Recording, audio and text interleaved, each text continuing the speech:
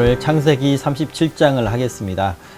창세기 36장을 하려고 했었는데 36장에는 예서의 족보와 또 이제 그 세일의 어떤 후손들에 대한 이야기가 주로 다뤄져 있어서 우리가 다룰 수 있는 이야기가 많지 않아서 잠깐 언급하고 오늘 37장을 이어가도록 하겠습니다.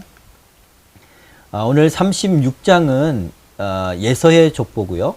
그리고 예서의 족보뿐만 아니라 예서가 나중에 이제 가나안 땅에 있었다가 이제 젊었을 때 세일 지역 지금의 이 당시 이 당시에 예돔 나라 예돔 족속이 살던 예돔 족속이 이제 예서가 예돔 족속의 조상이잖아요.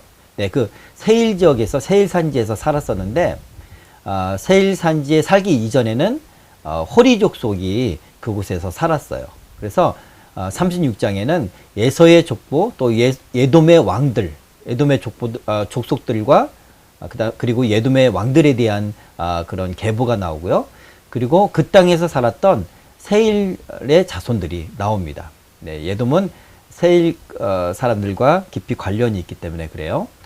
자, 그리고 37장은 이제 야곱의 족보로 시작합니다. 야곱의 족보가 이러하다 말하면서 야곱의 족보 그 사람의 이름들이 나열되지 않아요. 곧장 요셉의 이야기로 넘어갑니다. 자, 이것을 보면 이제 지금까지는 야곱의 일대기를 중심으로 다뤄졌다면 이제 37장부터는 이제 요셉의 이야기로 넘어간다는 것을 우리가 잘 알 수가 있습니다. 네.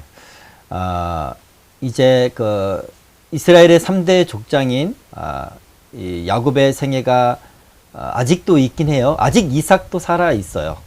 37장의 배경에서.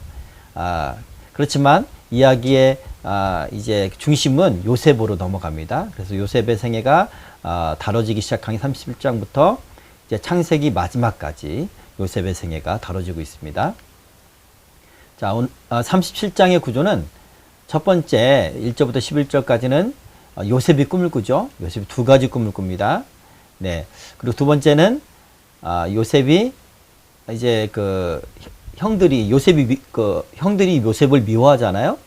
근데 그런 과정에 이제 이삭과 요셉은 헤브론에서 계속 기거하고 있고 형들이 주로 양을 치러 이제 돌아다녔어요. 예. 오랫동안 이제 다른 지역에 가서 또 이제 목초지를 찾아서 양을 치니까. 근데 어디로 갔냐면 세겜이란 곳에 갔어요. 헤브론은 남쪽 지역에 있고 세겜은 거의 가나안의 거의 북쪽 지역에 있죠. 우리가 어제 그저께 다뤘던 세겜성. 예. 바로 그 세겜으로 가서 양을 칩니다. 거기가 목초지가 많았기 때문에. 네. 그곳까지 형을 찾아가죠. 그 이야기고요. 이제 형들이 요셉이 멀리 오는 것을 보고 죽이려고 마음을 꾀합니다. 서로. 그래서 요셉을 죽이려고 했다가 장자인 루벤이 이제 죽이지 말자. 아무런 유익이 없다라고 얘기를 하고 차라리 그냥 구덩이에 내버려 두자. 우리가 손에 피를 묻히지 말자. 그렇게 말하죠. 그리고 이제 루벤이 잠시 어디 갔다 온 사이에 형들이 요셉을 이제 그때 이제 미디안 상인들이 지나가요. 이것을 보며 유다가 우리에게 손에 피를 묻히지 말자. 우리한테는 저 죽음이 우리가 죽여서 아무런 유익이 없다. 이렇게 얘기를 하면서 요셉을 팔 것을 제안을 합니다. 형들이 다 받아들여서 미디안 상인에서 요셉이 예굽으로 팔려가는 이야기까지. 그리고 예굽의 이제 그 신하였던 예굽 왕의 신하였던 시대장 보디발의 집에 노예로 팔려간 이야기까지 오늘 마무리가 됩니다. 자, 먼저 36장을 잠깐 짚고 넘어가면 우리가 36장에서 기억해야 될 내용과 구절을 좀 언급을 할게요. 36장은 크게 세 가지의 족보가 이야기가 내용이 다뤄져 있습니다. 첫 번째 예서의 자손이에요. 네. 이제 35장까지 야곱의 여러 가지 에피소드가 이제 헤브론까지 오는 그런 이야기가 있죠. 라헬이 죽고 그리고 헤브론에서 이삭을 만나고 그리고 이제 정리하는 차원에서 이제 야곱의 중요한 일대기가 이제 다뤄지는 것이 끝났고 그 후대로 넘어갑니다.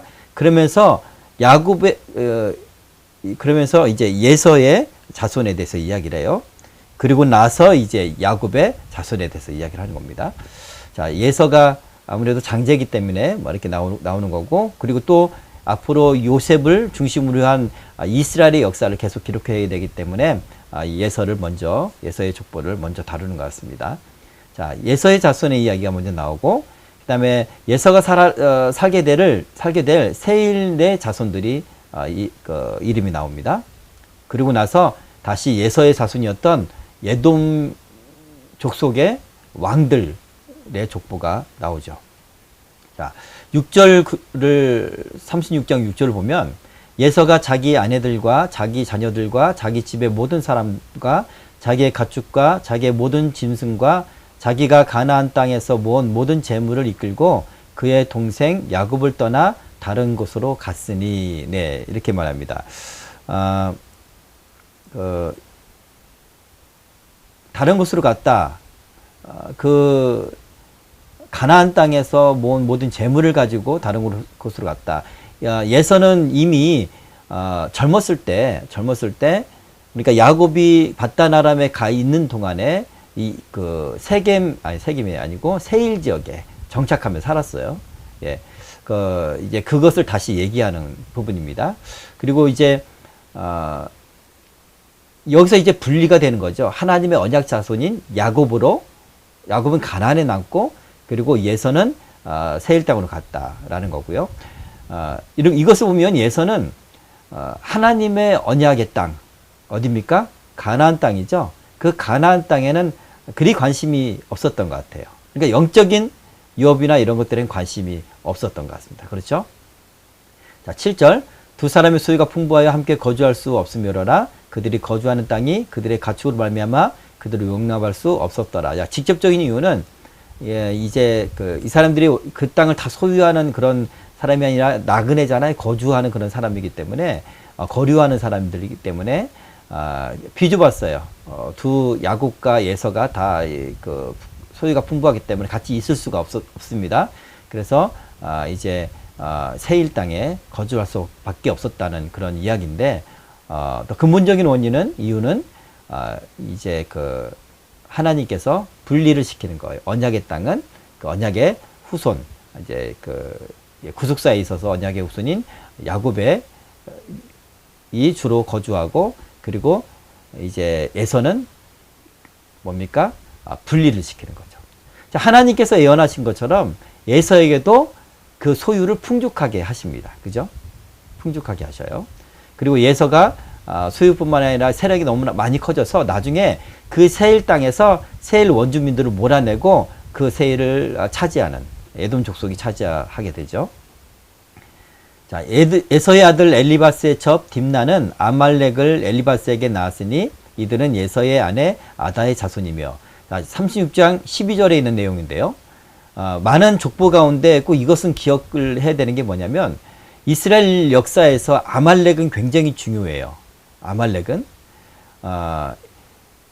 예서의 아들 중에 엘리바스라는 아이가 있는데, 엘리바스가 아내도 있고 거기다가 첩을 구해요. 그 첩 딥나라는 사람에게서 아말렉이 나와요. 그러니까 엘리바스의 서자죠. 예, 그래서 여기서부터 또 분리가 돼요. 예, 에돔 족속으로 남지 않고 분리가 돼서 아말렉 족속이 됩니다. 아말렉이란 나라를 나중에 저 광야에서, 그러니까 에돔이 노란 지역, 예, 이쪽에 주로 거했다면, 아말렉은 바로 그 옆 지역에 두루 거쳐 살았던 것 같습니다. 어떤 일정한 그런 장소를 머물지 못하고 다른 사람들 약탈하며 그렇게 지냈던 것 같아요. 그러니까 유다의 가나안 땅의 남방 지역이죠. 그곳에 아말렉이 살았어요. 이 아말렉 족속은요, 이스라엘이 출애굽할 때 가장 먼저 이스라엘을 공격했던, 이스라엘 대적했던 그런 족속이에요.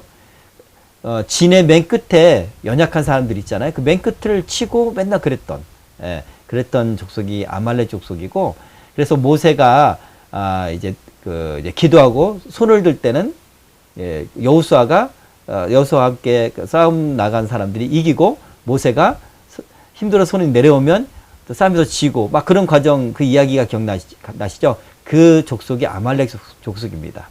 그래서 하나님은 이 아말렉 족속을 완전히 진멸하라고 명하십니다. 그래서 가나안 땅에 들어가서 이스라엘 사람들은 아말렉 족속을 진멸을 했어야 됐어요.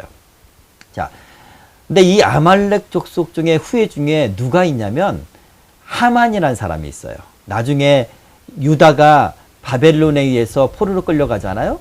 그리고 이제 페르시아가 다시 바벨론 멸망한 페르시아가 되는데 그때도 이스라엘뿐만 아니라 모든 이 인근 지역 사람들이 포로 생활을 하는 거예요. 포로 생활 또는 어떤 다 페르시아 제국 하에서 생활을 하는 겁니다. 자, 그 가운데 하만이라는 사람이 그 페르시아 제국에 등장을 해요. 하만이라는 사람이 유다인들을 다 죽이려고 계략을 세우죠.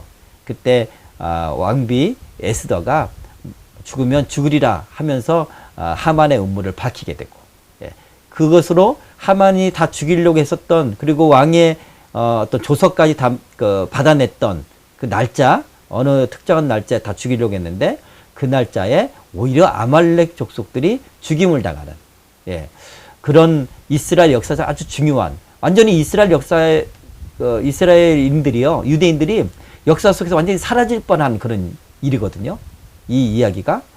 근데 하나님의 은혜로 역전되어서 오히려 아말렉을 진멸하고 이스라엘은 구원받게 되는. 그래서 그날을 기해서 유대인들은 불임절이라는 명절을 지켜요. 어쨌든 그 족속이 아말렉 족속의 후손이었다. 하만이라는 사람이. 그것을 우리가 참고로 알았으면 좋겠습니다. 아주 중요한 내용이기 때문에. 그래서 36장의 뭐 다른 어떤 이 계보는 우리가 알지 못해도 되는데, 요 아말렉 족속이 에서의 자손 아들이 누굽니까? 엘리바스가 첩을 뒀는데 그 첩에서 나온 아들이 바로 아말렉이다. 이 정도는 우리가 좀 알고 있었으면 좋겠습니다. 자, 이스라엘 자손을 다스린 왕이 있기 전에는 에돔 땅을 다스리던 왕들은 이러하니라 라고 성경 36장에 기록되어 있는데, 이스라엘 백성들이 출애굽하던 시기까지, 더 나아가서 이스라엘 백성들이 사울 왕이 되기까지는 왕이 없었잖아요. 물론 이 모세오경이었던 이 리더가 모세오경을 지었던 모세가 리더잖아요. 자, 이 당시에도 바로 에돔은 한 왕이 있었다는 거, 왕이. 한 국가로서의 이제 면모를 갖추고 있었다는 것입니다. 다시 한번 기억해 보세요. 사해 밑에 이쪽이 에돔이고요. 이쪽은 아주 이게 산과 이런 계곡이 많은 그런 돌산이 많은 곳이고요. 자, 오늘 이제 37장은 이제 요셉의 이야기가 나오는데, 먼저 이제 지도를 통하여 요셉의 생애를 잠깐 보면요. 요셉이 헤브론에서 살았습니다. 헤브론이 어디입니까? 잠깐만, 헤브론이 어디냐? 여기죠, 여기. 헤브론. 이 지역에서 살다가 지금 여기 사해가 여기 지도상으로는 위쪽에 있어가지고, 원래는 사해가 가나안의 땅의 밑에 쪽이 사해죠. 자, 사해 옆에 헤브론이 있어요. 이 지역에서 이제 이삭과 야곱이 살고 있었어요. 근데 형들은 가나안 땅 저 위쪽 지역에 있는 세겜에까지 가서 양을 칩니다. 그래서 아버지가 이제 요셉한테 얘기하죠. 형들이 잘 지내는지 보고 와라, 알려달라 해서 이제 요셉이 여기 세겜에 갔는데, 형들이 가보니까 세겜이 없어요. 그래서 지나가는 사람이 말하기를 도단에서 만나기로 했다. 도단으로 갑니다. 자, 도단은 더 세겜이 목초지가 굉장히 많았대요. 지난번에 우리가 배웠던 것처럼 이곳에는 물이 많았던 곳이라고 하죠. 자, 그리고 이제 도단에 가는데, 도단은 이 일대에서 가장 목초지가 넓은 지역이라고 합니다. 자, 그곳에서 형들을 만났는데, 그곳에서 형들이 죽이려고 했고, 또 물이 없는 구덩이에 빠뜨리고, 그리고 나중에는 저기 길르앗에서부터 이렇게, 길르앗이 어디입니까? 야곱이 하란에서 내려올 때 삼촌 라반이 쫓아왔던 곳, 그것이 길르앗이잖아요. 그 길르앗에서 이렇게 해서 이 애굽으로 내려가는 그 대상들, 예, 미디안 대상들, 이 상인들한테 팔아버리죠. 그래서 저기 빨간 선을 따라가면 애굽으로 이제 요셉이 내려가는 것을 볼 수가 있습니다. 그리고 이제 이 애굽에서 이제 이스라엘 백성들은 고센 땅에 살아요. 네, 지중해변에 있죠. 예, 삼각주. 이 고센 땅에 사는데 이곳에서 아버지 야곱이 죽어요. 죽었을 때 이제 그 애굽인들과 이제 이 장사를 하게 되는데 헤브론에 그 유고를 묻습니다. 예, 이 장사 행렬이 있어요. 그게 이제 창세기에 기록되어 있고요. 네, 나중에 이제 여기서 이제 출애굽을 나중에 하게 되는 거예요. 자, 네, 요셉의 채색 옷은 어떤 의미가 있을까 보았습니다. 그 당시에는 신분 사회였어요. 예, 아주 신분 예민한 그런 부분이죠. 신분이라는 것은. 근데 이 의복은 신분의 차이를 나타낼 수 있는 그런 것이었어요. 궁중에 있는 사람들은 화려하게 술을 놓은 그런 색과 술을 놓은 무늬가 있는 그런 옷을 입었고 자기의 지위를 나타냈어요. 그 옷이. 자, 히브리인의 경우도 색의 종류와 그 가지수 또 옷감의 종류에 따라서 화려할수록 지위가 높은 사람의 옷이 화려했다는 거예요. 자, 요셉의 옷은 길이가 길고 소매가 길며 금실로 수놓은 옷이었다. 예. 이 목동의 옷은 아닌 것 같아요. 그죠? 예. 이렇게 요셉이 아주 귀한 어떤 신분의 그런 옷을 입었다는 거예요. 자, 가족 내에서는요, 두 사람만이 이 귀중한 옷을 입을 수가 있었어요. 화려한 옷을. 바로 가장 높은 사람. 그리고 그 가장 높은 사람의 어떤 그 후계자가 입을 수 있어요. 그러니까 아버지나 장자가 이 옷을 입을 수 있었던 거예요. 근데 야곱은 요셉에게 입혔어요. 요셉을 사랑하기도 했지만 아마도 루벤한테 입히지 않았던 이유가 뭘까? 루벤은 아버지의 침상을 더럽혔습니다. 그렇죠? 비라와 통관을 했잖아요. 예, 그래서 아마 루벤은 장자의 그런 어떤 권리를 잃지 않았을까, 지위를 잃지 않았을까, 그렇게 우리가 생각할 수가 있습니다. 11번째 아들인데 요셉에게 이 옷을 입혔다. 그럼 야곱은 요셉에게 뭔가 특별한 어떤 감정이나 특별한 어떤 기대감이 있었던 것 같아요. 자, 오늘 한번 보도록 하겠습니다. 자, 오늘 이 요셉의 이야기를 통해서 한 집안에 엄청난 일이에요. 형제가 서로 미워하고 서로 인사하기도 싫을 정도로. 그리고 아버지에게서 떨어져서 멀리 오니까 이제 죽일 수 있게 되잖아요. 그렇게 살해할 어떤 계획을 모의하고 거기까지 못 가더라도 그냥 팔아버리는, 거기까지 가는 정말 있을 수 없는 가정 내의 어떤 그런 엄청난 분란이죠. 엄청난 일인데, 자, 이런 일들, 사람의 그런 일들과 하나님의 섭리가 어떻게 작동을 했는가를 한번 보면, 야곱은요, 모든 형제들보다 요셉을 더 사랑했대요. 그래서 더 사랑했다는 것은 편애했다는 거잖아요. 예, 그렇게 야곱이 편애한 그것으로 말미암아서 형제들은 야곱을 미워했습니다. 자, 이 미워하다라는 이 그 단어는 마치 적이나 원수같이 증오했다라는 거래요. 적으로 여겼대요. 그냥 미운 게 아니야. 그냥 적으로 여기고 원수로 여겼다는 거예요. 그 정도로 미워했다는 거죠. 그들은 그에게 샬롬이라고 말할 수 없었다. 그러니까 미워하다라는 것을 이 원어의 의미를 더 정확하게 말하면 그들은 그에게 살롬이라고 말할 수 없었다. 살롬? 그러니까 죽일 놈이라는 뜻이 아니고 샬롬은 평안이라는 뜻이잖아요. 이스라엘 사람들, 히브리 사람들이 일상적으로 누구한테나 심지어는 모르는 사람들한테까지 인사할 때 샬롬합니다.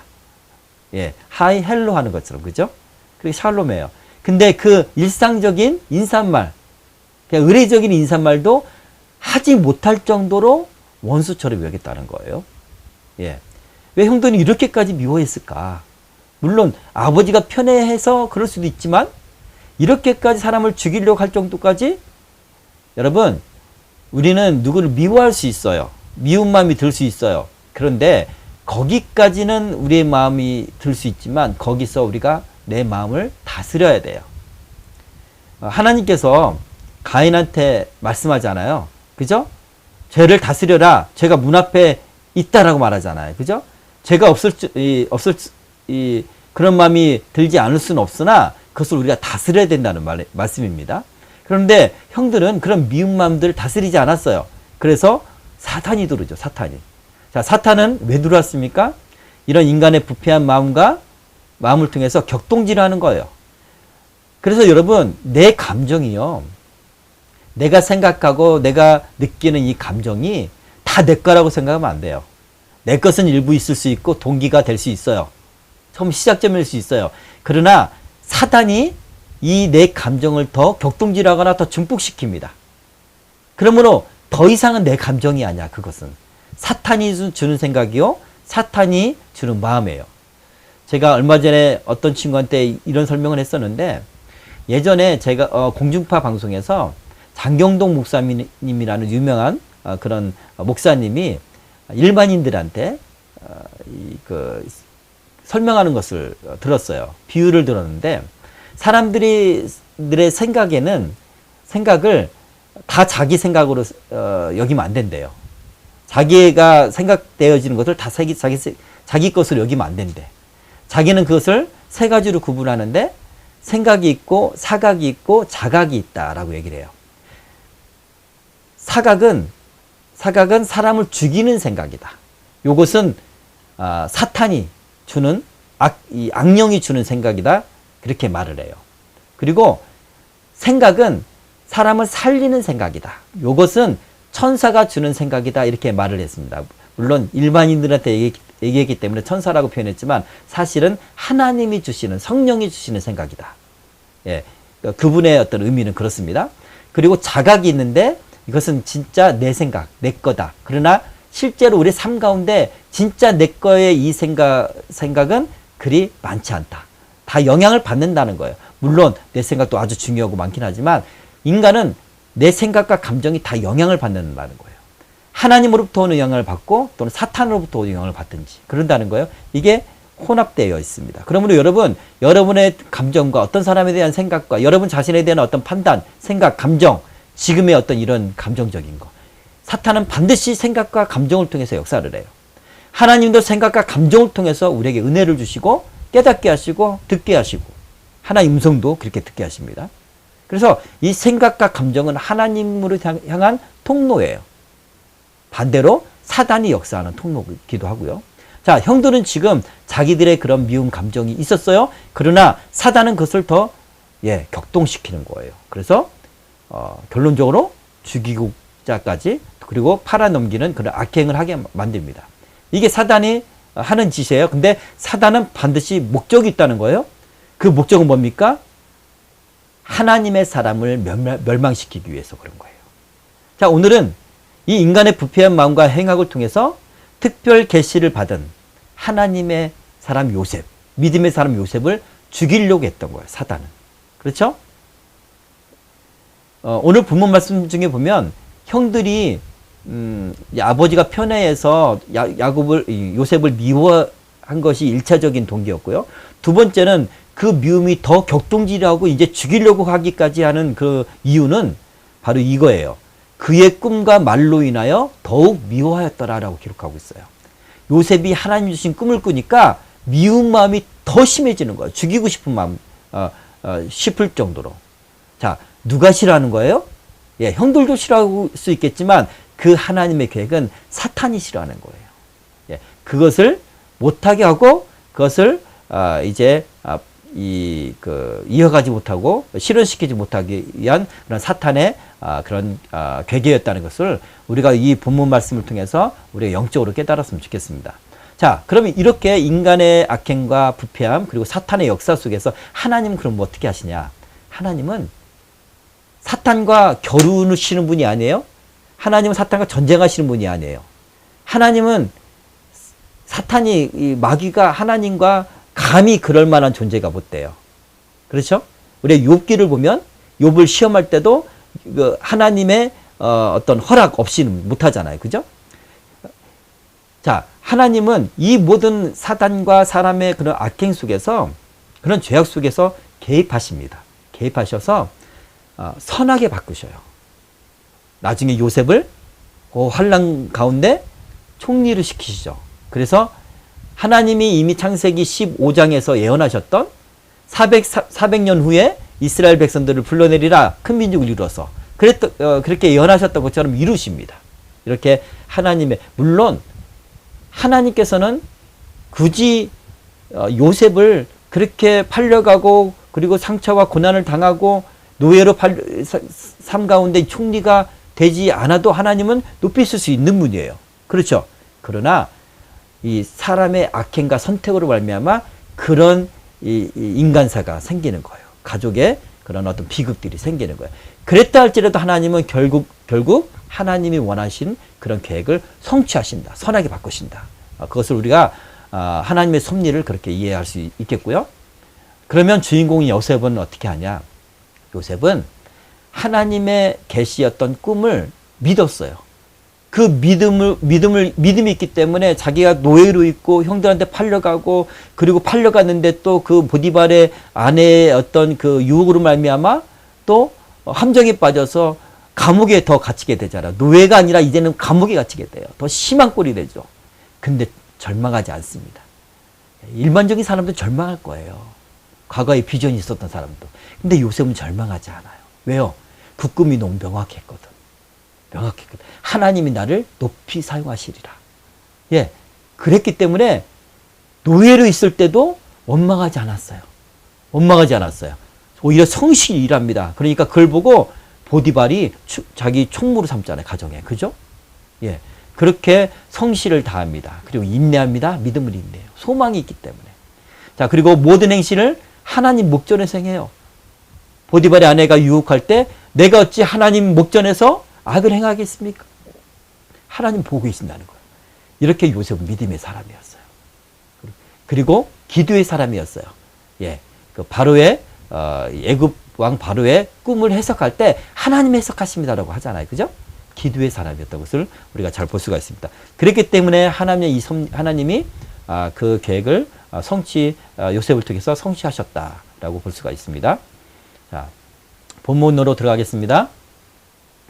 야곱이 가나안 땅 곧 그의 아버지가 거류하던 땅에 거주하였으니, 네, 아버지가 거류하던 땅, 이것은 가나안 땅이죠. 좀 더 정확하게 말하면 가나안 땅 중에 헤브론에 거주하고 있었어요. 자, 이 가나안 땅은 하나님이 명령하신 언약의 땅이에요.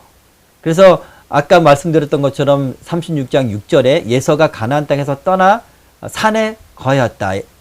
예, 세일산에 거하였다라고 말하는 것과 대조를 이루고 있는 거예요. 대조를 이루기 위해서 지금 기록하고 있는 거예요. 에서는 거기로 갔지만 야곱은 이 가나안 땅에 아버지가 거류한 땅에 거주했다라고 이렇게 강조하고 있는 것입니다. 자, 언약의 상속자와 분리자가 약속의 땅 가나안 땅을 중심으로 해서 완전히 이제는 구별된 거예요. 자, 그렇게 1절은 그것을 언급하고 있는 거고요. 2절, 야곱의 족보는 이러하니라.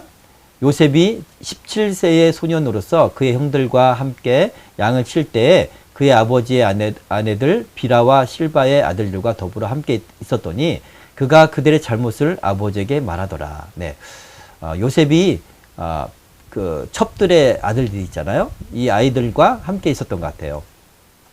자, 야곱의 족보는 이러하니라. 자, 36장에는 에서의 족보를 이야기를 했고 이제 37장은 야곱의 족보를 이야기해야 되는데 야곱의 족보의 이야기, 그 이름들이 나오는 게 아니라 요셉에 관한 이야기가 나오죠. 자, 이건 이제 야곱의 족보는 이러하니라 또 관용적으로 쓰는 그런 이야기일 수도 있고요. 자, 17세 요셉이 17살이라고 합니다. 그러니까 밧단 아람에서 요셉이 태어났죠. 그리고 가나안 땅에 들어온 지 약 11년째 되는 날이에요. 네. 이때는 야곱의 나이는 108세가 좀 됐고요. 이삭의 나이는 168세. 그러니까 이삭이 180세 죽었으니까 아직 살아있는 거야. 35장에 보면 야곱이 헤브론을 왔을 때 이삭이 180세 얘기하고 그리고 그를 장사하였더라 이렇게 얘기를 했죠. 그거는 이제 결과적인 이야기야. 나중에 있은 이야기. 그죠? 그리고 오늘 이 37장 이 배경에서는 이삭은 살아있는 거예요. 이삭이 할아버지가 죽기 12년 전에 이런 일이 있었던 거예요. 자, 이삭과 야곱이 다 있는데 이 가정의 역사가 지금 이렇습니다. 그리고 이제 요셉은 17살 때 팔려가죠. 그리고 애굽에서 13년 동안 노예 생활 그리고 감옥 생활을 해요. 순환의 그런 기간을 거치고 30살 때 총리가 됩니다. 그렇죠? 자, 이 요셉이 그 비라와 실바의 아들들의 악행을 아버지께 그대로 말해요. 예. 어떤 사람들은 이런 걸 설교를 할 때, 요셉은, 그렇게 형제들을 감싸지도 못하고 그런 사람이었다. 이렇게 비난하는 사람이 있더라고요. 근데 우리가 요셉의 성정을 보아 알듯이 요셉은 믿음의 사람이었어요. 믿음의 사람은요, 도덕적인 기준이 명확합니다. 하나님의 뜻이 아닌 것을 볼 수가 없어요. 그래서 때로는 우리는 인간적으로 보면 나를 감싸주고 나에게 좋게 얘기하는 사람을 좋아하잖아요. 그리고 나의 어떤 하나님 앞에서는 악행이나 하나님의 뜻에 따르지 않은 것을 지적하는 사람을 굉장히 싫어하거든요. 저부터도 그래요. 감정적으로 싫어요. 그 사람. 그렇지만 사실은 그 사람의 말을 따라야 되는 거거든요. 자, 지금 이 요셉은 아주 정직한 사람이었어요. 여러분, 진짜 하나님께서 사용하신 사람은 정직한 사람이에요. 그리고 공의로운 사람이에요. 의에 대해서 명확한 그런 분간이 있는 사람입니다. 그렇기 때문에 아버지께 말할 수 있었던 거예요. 타협하지 않아요. 악과 불의와 타협하지 않습니다. 여러분도 그런 사람이 되었으면 좋겠습니다. 사실은 저의 성정은요, 좀 인간적이야. 물에 불탄 듯, 이렇습니다. 그래서 저 사람이 상처받을까봐, 저 사람이 날 싫어할까봐 내가 해야 될 말을 다 못해요. 그래서 사람들은 날 좋아할 때가 많아. 그러나 사실은 내가 하나님 앞에 잘못하는 거야, 그게. 예. 어쨌든, 저도 요셉의 성정을 좀 본받았으면 좋겠습니다. 이렇게 공의로운 사람이 되었으면 좋겠고요. 자, 3절. 요셉은 노년에 얻은 아들이므로 이스라엘이 여러 아들들보다 그를 더 사랑함으로 그를 위하여 채색옷을 지었더니. 자, 성경은 이제 야곱이라고 하지 않고 이스라엘이라고 말하죠. 네. 자, 노년에 얻은 아들이다. 야곱이 91살 때 바단 아람에서 얻은 아들이라는 말이고요. 더 사랑함으로 이제 예전 성경에는 깊이 사랑하여라고 되어 있는데 아하브라고 하는데요. 문자적으로는 이게 점진적으로 더욱 사랑하게 되었다라고 얘기하는 거예요. 그러니까 노년에 낳은 아들이기 때문에 사랑한 것도 있고 또 라헬의 소생이기 때문에 자기가 사랑하는 라헬의 소생이기 때문에 사랑한 것도 있지만 요셉이 자라나는 것을 보니까 더 사랑하게 된 거예요. 이 문자적으로 점진적으로 더욱 사랑했다는 거예요. 요셉의 성장 과정에서 그가 정말 하나님의 사람이고 그가 하는 행실과 말들과 또 하나님을 사랑하는 그런 모습들이 야곱 보기에 너무나 사랑스러운 거야. 여러분, 부모도요, 같은 자식이지만 어떤 자식은 더 사랑스러운 자식이 있거든요. 부모의 마음에 꼭 맞을 때, 합할 때, 부모의 소망에 합할 때. 물론 다 사랑해서 모든 자녀를 위해서도 죽을 수도 있어요, 부모는. 그렇지만 그럴 수 있다는 거예요, 감정적으로.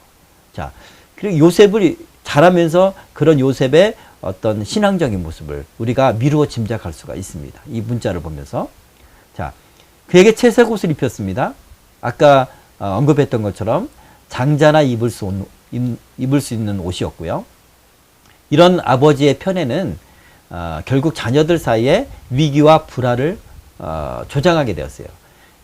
그러나 이게 야곱의 책임으로만 돌릴 수 있을까, 과연? 네, 야곱이 지혜롭게 했어야 되는 건 맞는 것 같아요.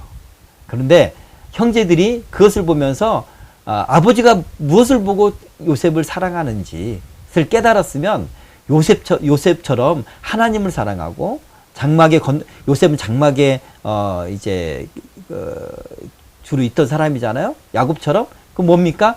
하나님의 말씀을 듣고 그렇게 했던 사람이란 거예요. 예, 이제 다른 형제들처럼 악행을 행하지 않고 그렇게 자기의 어떤 행실과 중심을 바꿔야 됐을 텐데 오히려 더 미워했다는 거죠. 자, 둘 모두 책임이 있다 할 수가 있겠습니다. 자, 형제들이 그에 대하여 아버지가 형들보다 그를 더 사랑함을 보고 그를 미워하여 그에게 편안하게 말할 수 없었더라. 자, 아버지의 편애 때문에 미워하게 됐다. 이게 1차적인 원인이에요. 미워하게 된 1차적인 원인인데 평안하게 말할 수 없었더라. 이 말은요, 그에게 샬롬이라고 말할 말하지 않았다, 예, 말하지 않았다라고 라는 표현입니다. 제가 아까 언급한 내용이에요. 적처럼, 대적처럼 여겼다는 거예요. 자, 5절. 요셉이 꿈을 꾸고 자기 형들에게 말하며 그들이 그를 더욱 미워하였더라. 우리가 밭에서 곡식단을 묶더니 내 단은 일어서고 당신들의 단은 내 단을 둘러서서 절하더이다. 네. 자, 요셉이 꿈을 말했대요. 이것이 바로 두 번째, 형들이 더욱 미워하게 된 결정적인 사건이에요. 꿈을 말한 것이. 자, 곡식단을 묶었다. 이 당시에 히브리인들이 야곱까지, 이삭까지 주로 이제 목동 생활을 했잖아요. 목축업을 했잖아요. 근데 이제는 목축업과, 이동하는 목축업과, 그리고 어떤 그 정주하는 일정한 장소에 머무는 그런 농업이 혼재한 형태로 변했다고 합니다. 자, 절했다, 이 절하더이다. 이것은 요셉의 탁월한 절대적인 지위와 형제들의 상대적으로 어떤 실추된 것을 하나님이 계시한 거예요. 그러니까 요셉이 나중에 총리가 되잖아요. 총리가 되고 예굽과 이 가나안 지역에 7년 동안 풍년이 있다가, 그리고 7년 후에 7년 동안의 기근이 있죠. 흉년이. 그때 7년 동안 모은 곡식으로 예굽 총리가 된 요셉이 이제 백성들한테 나눠준단 말이죠. 판다는 거죠. 그들의 어떤 부동산을 받고 판다는 거예요. 그때 예굽에는 먹을 것이 있는 줄 알고 바로 이 헤브론에 있었던 형제들이 먹을 것을 구하러 예굽에 와요. 그래서 요셉을 만나게 되죠. 요셉이라는 걸 알게 되고 요셉에게 절을 하는 모습을 그대로 실현이 되는 거예요. 하나님의 계시대로. 네. 하나님은 정확하신 분입니다. 반드시 이루셔요. 예. 자, 9절. 요셉이 다시 꿈을 꾸고 그의 형들에게 말하여 이르되 내가 또 꿈을 꾼즉 해와 달과 열한 별이 내게 절하더이다 하니라. 자, 이번엔 두 번째 꿈입니다. 이번에는 해와 달과 별이 요셉에게 절하는 것을 꿨어요. 자, 여기서 다시 꿈을 두 번 겹쳐서 꾼 거예요. 근데 이 꿈은 상징은 달라요. 그렇지만 내용은 똑같아요. 그래서 한 꿈이라고 말할 수가 있습니다.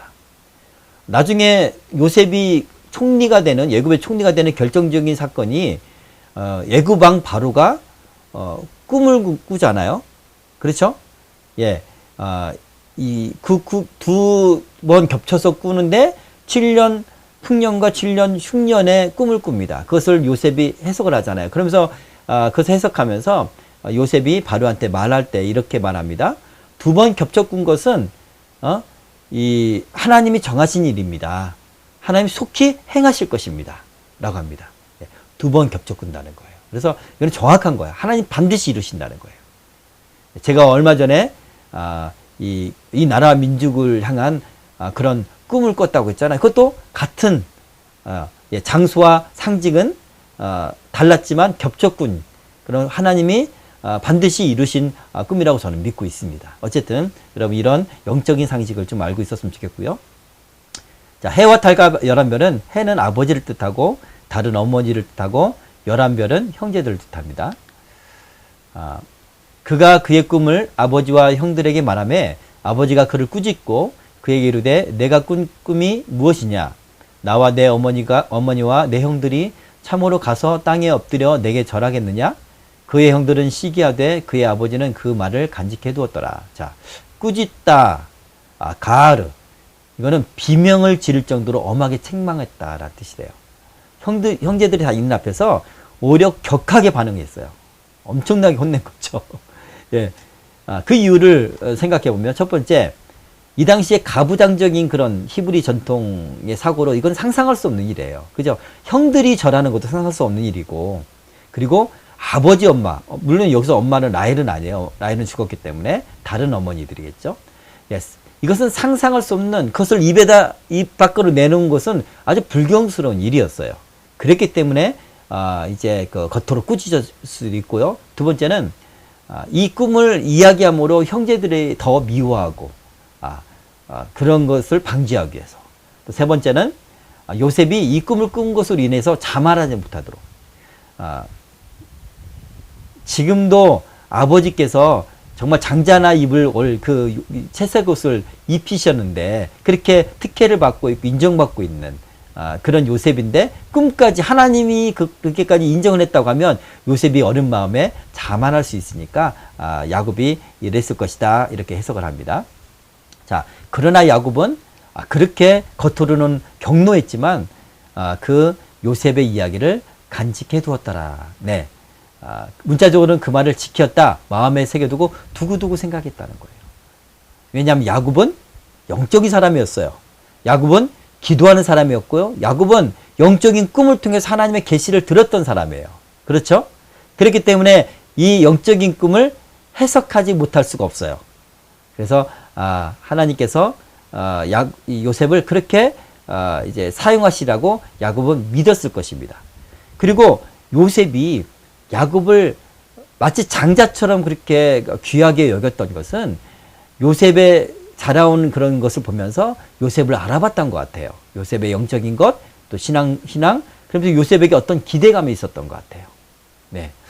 그래서 하나님의 그 계시를 마음에 간직해 두었다라고 볼 수가 있습니다.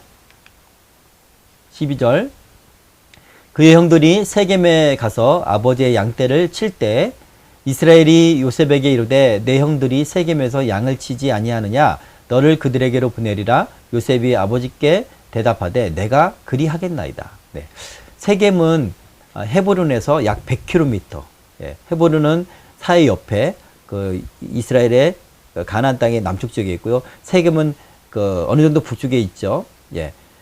이 세겜은 형들이 그 성읍 사람들 다 진멸했던 그런 곳이잖아요. 그리고 성읍 여인들과 아이들을 포로로 잡았던. 그리고 이 세겜 땅에 땅은 어느 정도 자기들의 지분이 있어요. 그렇죠? 세겜에게서 샀잖아요. 돈을 주고 샀던 것이고 또한 세겜성을 점령을 했기 때문에. 그리고 세겜 땅에 간 이유는 이 세겜이 물이 많았던 곳이고 그래서 목초지로서 아주 훌륭했던 그런 곳인 것 같습니다. 오히려 이 헤브론 지역, 이 밑에 지역은 광야 지역이잖아요. 그죠? 자, 그래서 이제 아버지 이스라엘이 그 요셉을 보냅니다. 왜 요셉을 보냈을까? 평소에는 늘 이 장막에 거하게 하면서 왜 요셉을 보냈을까? 가까이 있는 것도 아니고 멀리 있는. 자, 멀리 있을 때 그래도 형들이 이제 가족을 그리워하잖아요. 그죠?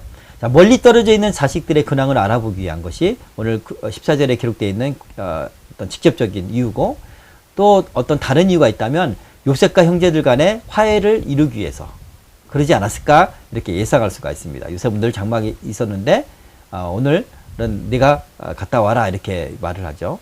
자, 그러자 요셉이 내가 그리하겠나이다 이렇게 대답합니다. 요셉의 성정을 요셉의 성품을 잘 나타내는 그런 구절이에요. 요셉이 무조건적으로 순종하는 거예요. 아버지의 명령에, 아버지의 뜻에 무조건적으로 순종합니다. 그리 가면 자기가 당할 일이 어느 정도 예상이 돼요. 물론 죽이기까지 하겠어까지는 생각할 수 있겠지만 형들이 대적할 정도로 그리고 거기다가 집 근처에 있는 것도 아니고 100km나 떨어져 있는 아주 먼 곳이란 말이죠. 그런 위험을 감수하고 아버지의 말씀을 순종합니다. 아버지께 토를 달지 않아요. 아버지 다음에 하면 안 될까 이렇게 하지 않습니다. 그죠? 이게 바로 요셉의 모습이에요. 여러분 부모님께 순종하는 것은 상당히 중요합니다. 부모님이 하나님의 뜻에 반한 그런 것을 지시하지 않는 이상은 부모님께 순종하는 것은 하나님의 사람의 모습인 거예요. 요셉의 그런 모습을 볼 수가 있습니다. 정직하고 공의롭고 그리고 순종하고 그리고 믿음이 좋고 기도하고 성실한 사람 또 충성스러운 사람 이 사람이 바로 요셉이에요. 네. 17절 그 사람이 이르되 그들이 여기서 떠났느니라 내가 그들의 말을 들으니 도단으로 가자 하더라 하니라 요셉이 그의 형들을 뒤따라가서 도단에서 그들을 만나니라. 자, 세겜 땅에 갔는데 그 땅에 형들이 없는 거예요. 자, 지나가는 사람이 말합니다. 도단으로 갔다 라고 하니까 요셉이 도단으로 갑니다. 도단은 이 세겜에서 더 높은 곳으로 더 위쪽으로 약 30km 정도 그렇게 가는 곳이래요. 예. 이 도단의 뜻은 두물이라는 뜻이고요. 자, 두물이 있으니 얼마나 여기 그 물이 풍성한 곳이었을까? 당시 인근 지역에서 가장 넓고 좋은 목초지가 있는 곳이래요. 이제 고고학자들의 말에 의하면. 자, 이 도단이라는 지역은 저기 요단강 저 위쪽에 있는 길라산에서 예굽으로 가는 해변길로 예굽으로 가는 대상의 통행로에 있어요. 네. 이 도단성은요 성경에 몇 번 나오는데 나중에 그 선지자 엘리사, 그 능력의 선지자 엘리사가 아람의 왕의 모든 계획들을 알고 다 방비를 하도록 이스라엘 왕한테 말하니까 아람 왕이 군대를 동원해서 도단성을 이게 엘리사가 있는 그 도단성을 포위를 합니다. 그죠? 그때 나오는 게 도단성입니다. 네. 도단이라는 그 지명도 중요합니다. 자, 18절, 19절. 요셉이 그들에게 가까이 오기 전에 그들이 요셉을 멀리서 보고 죽이기를 꾀하여 서로 이르되 꿈꾸는 자가 오는도다. 죽이기를 꾀했다. 오랫동안 품어온 그 시기심과 미움이 그리고 집단적인 따돌림으로 발전을 하고 이미 집단적인 따돌림이 있었죠. 형들은 그 사이에. 그리고 이제는 살해 계획까지 구체화되는 그런 과정을 보여줄 수가 있어요. 아직 보지도 않는데 멀리 있는데 벌써부터 죽일 생각을 해요. 언제나 아버지 품에서 떠나면 죽일 마음이었던 것 같아요. 네. 사단은 생각과 감정을 통해 역사합니다. 꼭 기억하시기 바랍니다. 네. 이 그 미운 마음을 더 크게 한다는 거죠. 격동시키고.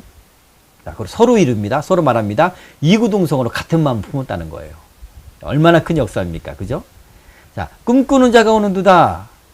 빈정거리면서 말하는 거예요. 야, 꿈들의 명수가 온다. 야, 꿈의 명수가 온다. 야, 꿈장이 몽상가가 온다. 이렇게 조롱하는 그런 어투입니다. 이 어투 속에는 아주 증오하는 그런 마음이 표현되어 있고요. 예. 그리고 이 형들이 이렇게 꿈꾸는 자가 오는도다 이렇게 말하는 것을 보면 아까 언급됐지만 성경 구절에 언급됐지만 형들이 요셉을 죽이기까지 미워하는 가장 직접적인 원인이 바로 요셉의 꿈이었기 때문에 그런 거예요. 네. 그게 사탄의 동기 원인이기도 하고요. 사탄이 역사한. 그러나 그들은 하나님의 계시와 계획 앞에 겸손해야만 했습니다. 그렇죠? 그 꿈이 하나님이 주신 꿈이라면 형들이 그것을 듣고 비록 서로 관계 속에서는 동생으로 여길지라도 나중에 하나님이 내 동생을 그렇게 사용하시리라. 그런 어떤 믿음을 가지고 하나님 앞에 순종해야 되잖아요. 그리고 겸손하게 하나님 뜻은 받아들여야 되잖아요. 그죠? 미워도 하나님 뜻을 받아들여야 돼요. 근데 그것 때문에 죽이려고 하고 그것을 못하도록 끊어버리려고 하는 그런 모습을 우리가 볼 수가 있어요. 자, 20절. 자, 그를 죽여 한 구덩이에 던지고 우리가 말하기를 악한 짐승이 그를 잡아먹었다 하자. 그의 꿈이 어떻게 되는지를 우리가 볼 것이니라 하는지라. 루벤이 듣고 요셉을 그들의 손에서 구원하려 하여 이르되 우리가 그의 생명은 해치지 말자. 자, 꿈이 어떻게 되는지를 보자. 죽이려고 하는 거예요. 근데 죽이려고 하는 원인이 뭡니까? 또 꿈이에요. 여기 또 나오네요. 요셉의 꿈을 완전히 무효화하려는 악한 저희가 그들의 말을 통해서 드러나고 있는 거예요. 자, 하나님의 계획을 완전히 막으려는 사탄의 계략이 지금 드러나고 있는 겁니다. 그죠? 자, 그러자 이제 루벤이 형제들한테 말하죠. 해치지는 말자. 해치지 말고 그냥 구덩이에 던져놓자. 손을 대지 말자. 이렇게 말합니다. 자연스럽게 죽어갈 수 있도록. 그 이유는 나중에 요셉을 내서 돌려보내려고. 루벤이 그렇게 마음 품고 형제들한테 말합니다. 근데 장자면, 큰형이면 동생들을 혼내면서 잘못된 길을 책망하면서 해야 되는 게 맞잖아요. 그죠? 그런데 그렇게 하지 못해요. 그리고 동생들이 약간 속이면서 나중에 구원하려고. 그 이유가 뭘까? 자, 오늘 잘 볼게요. 장자로서 루벤은 동생 요셉의 안전에 대한 책임감이 있어요. 그죠? 그리고 비록 요셉이 장자가 받아야 될 사랑과 대우를 받고 있지만 근친상간의 죄를 범한 죄책감과 아버지에 대한 죄송함으로 인해서 그 동생을 구원하려고 하지 않았을까? 예, 우리가 미로 짐작할 수 있고요. 또한 반면 장자로서 위신이 깎여있던 루벤은 동생들의 악행 앞에서 적극적인 역할을 하지 못합니다. 네. 이미 죄를 지었으니까 양심이 있잖아요. 그리고 사람들이 알고 있으니까 자기 권위가 나타나지 않는 거예요. 자기 스스로 못해요, 그렇게. 그러니까 우리가 죄는 하나님께서 우리를 용서하시되 사람 앞에서는 내가 죄를 지음으로 말미암아 우리가 그런 어떤 존귀함과 명예와 권위나 이런 것이 떨어질 수 있다는 거예요. 그래서 제대로 어떤 영향을 미치지 못한다는 겁니다. 그런 교훈이 여기에 이 구절을 통해서 우리가 알 수가 있고요. 그래서 요셉을 구원할 생각으로 우선 구덩이에 던지자 이렇게 동생들한테 말합니다. 자, 요셉이 형들에게 이름에 그의 형들이 요셉의 옷 곧 그가 입은 채색 옷을 벗기고, 자, 요셉이 형들한테 이제 왔어요. 오자마자 형들은 인사도 안 하고 요셉의 옷을 벗겨버려요. 왜 이 채색 옷을 벗길까? 이게 질투와 혐오의 대상인 거예요. 이것을 벗김으로 인해서 아버지의 사랑과 아버지의 어떤 그것에 대한 어떤 그 증오감, 그것을 표현하는 거예요. 그죠? 그리고 그를 잡아 구덩이에 던지니 그 구덩이는 빈 것이라 그 속에 물이 없었더라. 자, 이때 요셉은 형들을 붙잡고 눈물로 애걸했어요. 눈물로 애걸했는데, 이제, 나중에 우리 뒷부분의 창세기 보면, 그 부분이 나오죠. 그러나, 이 미움에 너무 불타 있어서 그를 집어 던지고 노예로 팔아 넘기기까지 합니다. 이때에 이 형제들이 했었던 이 행악, 동생을 죽이려고 했고 팔아 넘겼던 그 이 악행이 20년 내내 이들을 괴롭혀요. 그래서 나중에 형들이 요셉한테 애굽에 가서 총리인 요셉한테 가잖아요. 그리고 이제 형제 가운데 한 사람을 붙들고 이제 아버지한테 가서 또 베냐민을 데려오라고 하고 이런 과정들이 있잖아요. 그 베냐민을 두고 또 이제 이 아버지께 가잖아요. 이러면서 이런 과정을 통해서 우리가 그때 20년 전에 우리를 죽이지 말라고 구덩이에 넣지 말라고 애걸복걸하던 애걸하던 그 요셉을 우리가 죽여서 이런 일을 당하는구나. 그렇게 말을 해요. 그러니까 20년 동안 이 죄책감에 죄의식에 사로잡혀 있었다는 거죠. 자, 25절. 그들이 앉아 음식을 먹다가 눈을 들어본즉 한 무리의 이스마엘 사람들이 길르앗에서 오는데 그 낙타들의 향품과 위안과 모략을 싣고 애굽으로 내려가는지라. 네, 음식을 먹고 있었대요. 동생은 구덩이에 죽이려고 던져놓고. 이 음식은 아마 요셉이 형들을 위해서 가져온 음식일 수 있습니다. 자, 어쨌든 이 형들의 아주 냉혈적이고 잔인한 면모를 보여주는데 본래 이 사람들이 이런 모습이었을까요? 그렇지 않아요. 미움이 커져서 사탄이 마음에 들어와서 그런 거예요. 네. 네. 사탄의 역사는 양심도 무감각할 정도로 잔혹합니다. 그리고 그 일을 행하고 그리고 사람을 죽이든지 어떤 하나님의 일을 망치고 나서 사단은 일을 하지 않잖아요. 그때는 이제 양심의 가책을 느끼면서 사는 거예요. 그것 때문에 내내 평생도록 괴로운 거예요. 예, 그때 내가 왜 그런 일을 했을까? 뒤돌아보면 그것은 자기의 감정이 진짜 감정이 아니라는 겁니다. 그죠? 자, 여기서 이스마엘 사람들이라고 하는데 이스마엘 자손 중에 무역업에 종사하는 사람들이 많았던 것 같고 향품과 유향과 모략은 그 당시 아주 가치 있는 상당히 비싼 그런 물품이고요. 아라비아에서 이렇게 애굽으로 그렇게 무역 매매했던 그런 품목이었던 것 같습니다. 26절 27절. 유다가 자기 형제에게 이르되 우리가 우리 동생을 죽이고 그의 피를 덮어둔들 무엇이 유익할까? 자, 그를 이스마엘 사람들에게 팔고 그에게 우리 손을 대지 말자. 그는 우리의 동생이요 우리의 혈육이니라 하매 그의 형제들이 청종하였더라. 자, 이스마엘 사람들 대상 행렬이 이렇게 오니까 딱 생각이 난 거. 유다가 차라리 죽이는 것보다 팔자. 네. 우리의 손에 피를 묻혀서 우리한테 줄 게 뭐가 있냐. 그 얘기예요. 또 하나는 우리의 핏줄이다. 그렇게 말합니다. 네. 이것을 형들이 듣죠. 수락한 이유는 노예로 파는 것은 그러니까 요셉의 꿈과 반대의 결과죠. 요셉은 하나님께 쓰임받는 자기들이 절해야 되는 그런 높은 지위의 꿈을 꿨는데, 그리고 아버지는 실제로 그렇게 요셉을 키웠는데, 노예로 파는 것은, 죽이는 것보다 차라리 노예로 파는 것은 가장 낮은 자의 그런 신분으로 전락시키는 거잖아요. 그죠? 그랬기 때문에 형들은 이 유다의 제안을 수락했을 것이다. 네. 그리고 또 멀리 보내면 다시는 보지 않고 관계하지 않아도 되니까 예굽으로 판 것이라고 해석할 수가 있겠습니다. 자, 28절. 그때 미디안 사람 상인들이 지나가고 있는지라 형들이 요셉을 구덩이에 끌어올리고 은 20에 그를 이스마엘 사람들에게 팔매 그 상인들이 요셉을 데리고 애굽으로 갔더라. 자, 보세요. 아까는 이스마엘 상인들이라고 그랬어요. 근데 오늘 28절은 미디안 사람 상인이라고 하네요. 다르게 표시가 되어 있죠. 네, 다르게 기록되어 있어요. 왜 이렇게 혼재해 있을까? 이스마엘 사람은, 미디안 사람은, 그러니까 이스마엘은 아브라함과 하갈의 아들이잖아요. 근데 미디안은 아브라함이 늙었을 때 후처 구두라를 두는데 구두라 사이에 낳은 자식이 이제 미디안 사람이 된단 말이죠. 다른 어떤 계보란 말이에요. 근데 같이 혼용하고 있는 이유는 이렇게 생각할 수 있습니다.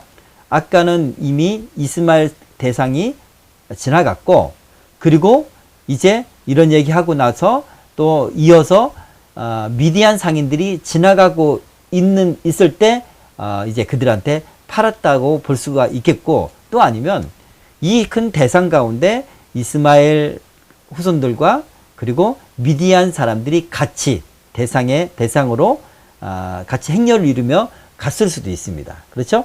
근데 결과적으로는 우리가 이스마엘 사람들한테 팔았다고 얘기는 하면 안 돼요. 예, 만약에 시험이 나온다면 미디안 사람들한테 팔았다고 얘기를 해야 돼요. 예. 그래서 그 행렬에 속해 있는 미디안 사람들한테 팔았든 아니면 나중에 온 행렬에 그 미디안 사람들에 팔았든 결과적으로 미디안 상인들한테 팔았다. 이것을 우리가 짚고 넘어갔으면 좋겠고요. 은 20에 팔았습니다. 은 20세겔을 말하고요. 당시 성인들은 은 30에 노예를 매매를 했어요. 요셉은 17살 아직 성년이 안 됐기 때문에 은 20에 팔았던 것 같고, 훗날에 이제 호세아 때, 호세아는 이제 역사 시대잖아요. 북이스라엘 선지자 호세아가 고멜, 음란한 여인 고멜을 아내로 뒀는데 이 여인이 자꾸 남편을 떠나죠. 그러다가 어떻게 전락이 되냐면 남의 거의 종살이처럼 하게 되죠. 그래서 그곳에서 그 아내를 돈이 다 없어서 어떤 그 곡식과 합쳐가지고 은 30의 값어치로 다시 되찾아와요. 예. 그리고 예수님이 가룟 유다에서 은 30에 넘겨지게 되죠. 그죠? 이 은 30도 중요하고요. 자, 요셉은 은 20에 팔렸다. 이거 시험에 나올 수가 있습니다. 시험을 낸다면 성경, 예. 자, 32절. 그의 채색 옷을 보내어 그의 아버지에게로 가지고 가서 이르기를 우리가 이것을 발견하였으니 아버지 아들의 옷인가 보소서 하매 아버지가 그것을 알아보고 이르되 내 아들의 옷이라 악한 짐승이 그를 잡아먹었도다. 요셉이 분명히 찢겼도다 하고, 네. 보내어 가지고 가서 다른 사람을 시켰다는 겁니다. 자식들이, 형제들이 간 게 아니라, 아버지한테 간 게 아니라 시켜서 갔어요. 그들로 그것을 가져가 전달케 했다라는 뜻입니다. 네, 순념수회를 죽여서 요셉의 옷에 피를 묻히죠. 그리고 아버지한테 보낸 거예요. 만약에 진짜 이게 자신들이 볼 때 동생의 옷이고 동생의 죽음과 관련된 일이라면 형제들이 마땅히 가져와서 하던 일을 멈추고 아버지께 와야 되잖아요. 그죠? 그런데 그렇게 하지 않았어요. 그 이유는 요셉이 죽었다고 명시적으로 자기가 말하게 되면 아버지를 속이는 것이 되잖아요. 그리고 그것에 대한 어떤 책임이 있기 때문에 그것을 면하기 위해서 그러지 않았을까. 두 번째는 범죄한 사람으로서 아버지 앞에 정당하게 설 수 없는 그런 적어도 양심 있는 사람이기 때문에 그러지 않았을까 우리가 볼 수가 있습니다. 자, 이제 야곱의 반응이에요. 야곱이 얼마나 요셉을 사랑했는지.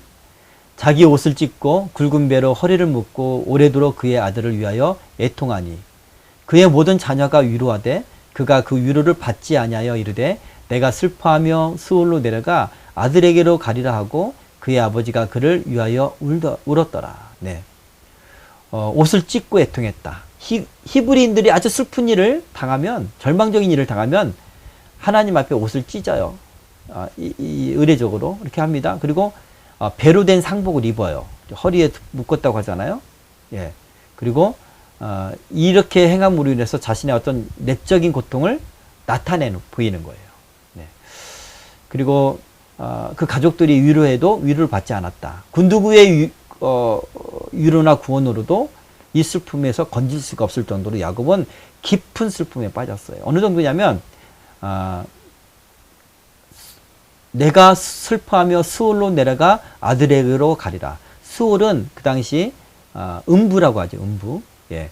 이 스올은 죽은 사람이 가는 곳이라고 히브리인들은 생각을 했습니다. 죽은 사람들은 땅 밑 어느 곳에 간다 라고 생각을 했어요. 그래서 나도 죽겠다. 나도 죽어서 아들 만나고 싶다. 그렇게 말하는 거예요. 그 정도로 아주 절망적인. 사실 야곱의 입장에서는 아주 절망적일 수밖에 없을 것 같아요. 사랑하는 라헬을 잃었죠. 그 라헬의 또 사랑하는 소생인 이제 요셉을 잃었고, 그리고 가족을 정말 이끌 수 있는 어떤 그런 비전을 또 요셉을 통해 봤잖아요. 요셉의 성장 과정 속에서 하나님의 은혜가 그한테 있다는 것을 보았잖아요. 근데 그 아들이 죽었어요. 그러니까 자기 인생이 끝났다고 생각했어요. 아주 절망적이죠. 네. 그래서 이 형제들은 정말 큰 죄를 두 가지를 범했습니다.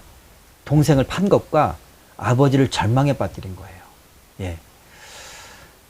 여기서 이제 수울이라고 이 음부인데 이 음부가 쇠올이라고 읽히는데요. 세 가지 해석이 있어요. 깊이 가라앉다라는 쇠알에서 이 단어가 유래가 됐다.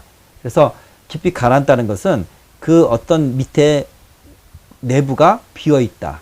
마치 왜 지구 안에 비어 있다라고 할 정도 그렇게 생각했던 것 같아요. 그 스울은. 예. 그리고 요구하다라는 쇠알에서 유래됐다고 하는 사람도 있습니다. 자, 여기서 요구하다. 모든 사람을 호출하는, 죽음으로 호출하는 장소다. 음부는 바로 그런 장소라고 생각했고, 또는 묻는다라는 쇠알이라는 단어에서 유래했다라고 생각하는 사람이 있는데, 모든 사람을 다 죽음으로 모아뒀지만, 그래도 그 수호는 만족함이 없기 때문에 묻는다, 불만이 있는 그런 장소다. 이렇게, 그렇게 해서 수호를 그렇게 해석했습니다. 어쨌든 결론적으로는 죽은 자들이 머무는 지하 어둠의 장소, 수울은 그런 곳이고요. 출구가 없는 초소입니다. 그렇죠? 네. 자, 오늘 말씀을 정리하도록 하겠습니다. 하나님은 요셉에게 꿈을 통해 비전을 보여주셨어요. 저도 이 성경을 준비할 때 여러 주석서를 참고해요. 주석서를 여러 개 놓고 다 참고하면서 비교하면서 하는데 사실 어떤 주석서에는 이렇게 기록되어 있어요. 하나님은 그때 요셉에게 계시하셨지만 특별 계시를 하셨다. 그러나 이미 성경을 우리에게 주셨으니까, 성경은 우리한테 주신 하나님의 특별 계시잖아요. 하나님의 계시를 주셨으니까 꿈을 통한 특별 계시는 더 이상 필요 없다. 이렇게 주석을 단 분이 있더라고요. 그런 신학자가 있어요. 자, 이렇게 생각하는 분들이 많이 있습니다. 특별히 장로교에는 많이 있어요. 그러나 이게 성경적으로 맞진 않죠. 왜냐? 구약 성경을 받았던 이스라엘의 역사 속에서도 하나님은 꿈을 통해서 계시를 하셨고, 그리고 예수님께서 오신 이후에 사도행전 때도, 초대교회 때도 하나님은 그 종들한테 꿈을 통해서 계시하셨습니다. 바울에게도 베드로에게도 꿈을 통해서, 베드로에게는 이방인들을 이제 하나님의 백성으로 삼아라. 그죠? 바울에게는 저 그리스 드로아에서 드로아로 의 어떤 환상을 보잖아요. 그리스로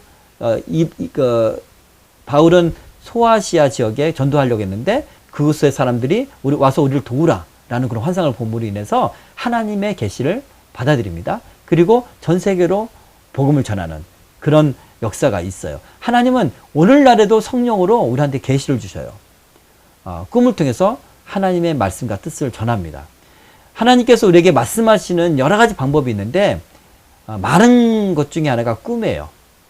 그래서 나중에 여러분한테 기회가 있으면 꿈을 분간하고 분별할 수 있는 법을 제가 말씀을 드리고 싶어요. 예, 꿈도 하나님이 주신 하나님의 꿈이 있고요. 내가 번민 가운데 생각이 많아서 그것이 이제 나타나는 그런 꿈이 있고요. 그리고 사단이 내 영혼을 상하게 하기 위해서 지저분하거나 무섭게 하거나 하는 꿈이 있어요. 그리고 내 영을 누르게 하고 속이려고 하는 그런 꿈이 있고, 또 한마디로 개꿈도 있어요. 이거를 잘 분별을 해야 돼요. 우리가 영적으로 기도를 많이 하고 우리가 성령으로 충만할 때 우리가 하나님이 주로 꿈을 통해서 말씀을 하십니다. 하나님의 뜻을 말씀하시고 계획도 말씀하십니다. 그런 것을 여러분이 꼭 하나님께 들었으면 좋겠고요. 이렇게 꿈을 통해서든 환상을 통해서든, 환상도 꿈과 크게 다르지 않습니다. 꿈인지 환상인지 거의 비슷해요. 예. 다만 이제 낮에 우리가 깨어있는 상태에서도 환상을 볼 수 있다는 차이가 있어요. 그렇지만 밤에 자다가도 꿈인데 환상과 같이 나타나기도 해요. 이 환상을 통해서 하나님이 말씀도 하신다. 그리고 우리가 또 깊은 우리의 어떤 마음과 생각으로 하나님께서 말씀하셔요. 근데 하나님께서 말씀하신 것은요, 이게 너무 분명해. 내가 거역할 수 없고 아주 도장을 찍듯이 분명해요. 예, 그런 게 있어요. 그리고 또 하나의 특징은 뭐냐면 내 생각과 다른 어떤 생각이에요. 내가 예상치 못했던 그런 말씀이 와요. 하나님의 말씀은 그렇게 내적인 음성으로 들리기도 하고, 또는 환청으로 들리기도 합니다. 예, 음성으로 실제로 귀로 듣는 것처럼 그렇게 들리기도 해요. 자, 야곱이 하나님 만났을 때 꿈으로 만나기도 했고, 그리고 대면에서 만나기도 했잖아요. 네, 그랬던 것처럼 하나님은 다양한 방법으로 우리와 관계하시고 우리에게 하나님 뜻을 말씀하십니다. 이것을 여러분이 사모했으면 좋겠습니다. 하나님, 저에게도 말씀해 주세요. 저에게도 비전을 보여주세요. 그렇게 기도하는 여러분이 됐으면 좋겠습니다. 두 번째, 믿음의 사람 야곱과 요셉은 하나님의 꿈을 마음에 간직하고 믿었습니다. 자, 하나님이 이렇게 우리한테 어떤 계시를 하셔요. 그런데 어떤 사람은 그것을 그냥 꿈이지라고 생각하고 무시하는 경우가 되게 있어요. 근데 우리는 하나님의 뜻을 사모하는 사람은요, 이 뜻을 알려고 노력을 해야 돼요. 비록 그게 하나님의 꿈이 아닐지라도 그것을 분별하기까지 나가야 돼요. 그 정도로 하나님의 뜻을 우리가 어떤 듣고자 하는 그런 마음의 자세가 우리가 있어야 된다. 예. 그리고 여러분이 많이 그런 경험을 하고 하나님의 음성을 듣는 또 그런 경험이 많으면 이게 하나님의 뜻인지 하나님의 뜻이 아닌지, 또 이 꿈의 상징적인 이유가 무엇인지 알게 돼요. 누가 해석하냐면 요셉이 고백했던 것처럼 성령이 주셨으므로, 하나님이 주셨으므로 하나님이 해석하게 하십니다. 그러니까 꿈을 꿨다면 그 꿈을 가지고 여러분 반드시 기도해야 돼요. 기도하면 하나님이 생각나게 하셔요. 더 정확한 사람과는 꿈꾼 사람에게 하나님이 가르쳐 주십니다. 자, 세 번째, 인간의 악행과 사단의 역사로 하나님의 사람 요셉은 위기에 처했지만 하나님은 그것을 선으로 바꾸사 하나님의 계획을 이루십니다. 자, 여러분의 삶 가운데 하나님이 여러분을 사용하신다. 제가 저 비전을 볼 때 여러 단계가 있습니다. 첫 번째는 너는 내 사람이야. 내가 널 쓸게. 이 단계예요.